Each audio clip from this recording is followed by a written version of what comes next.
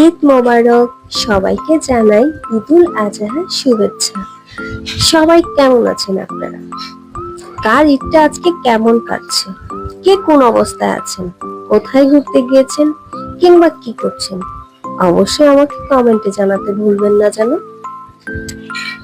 আমার ঈদটা ভালোই কাটছে, তবে আমার ছেলের তো অনেক বায়না। আমার স্কুল মাঠে একটা মেলা হচ্ছে, তো গত ভিডিওতেও তাকে ওখানে মেলায় নিয়ে গিয়েছিলাম। সে আবার আজকে ঘুম থেকে উঠেই বায়না করছে মেলায় যাব মেলায় যাব। তো তাকে নিয়েই মেলায় চলে আসলাম। সে তো এসেই শুধু জাম্পিং শুরু করছে। কি আর করার, ছেলের বায়না পূরণ তো করতেই হয়।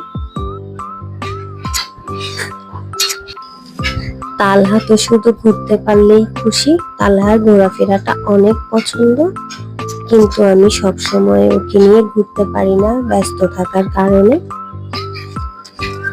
তো আজকের দিনে কে কে ঘুরতে গিয়েছেন অবশ্যই আমাকে জানাবেন কিন্তু।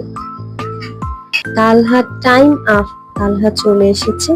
সে এখন চিন্তা করছে কোথায় উঠবে। তাকে আমি অনেক কিছু দেখাচ্ছি, সে চিন্তায় আছে কোথায় উঠবে। প্রথমে বলছিল উঠবে না, পরে সে তাকিয়ে তাকিয়ে অন্য বাচ্চাদের দেখছে, তখন সে রাজি হয়েছে উঠবে। তবে সে ঘোড়া দেখে আবার দৌড় দিছে, ঘোড়ার এখানেই যাবে।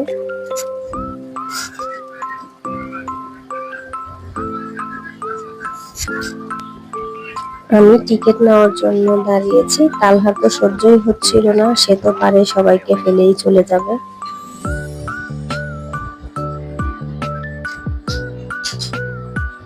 অবশেষে তাকে ভিতরে নিয়ে যাওয়া হলো।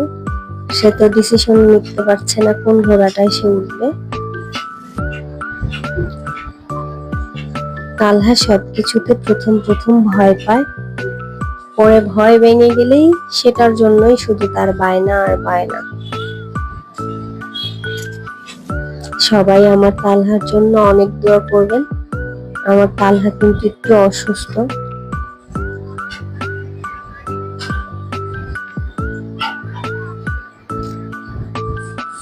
ঈদের দিন আমি কখনোই বাসা থেকে বের হই না, তবে আজকে ফার্স্ট তালহার জন্য বের হয়েছি।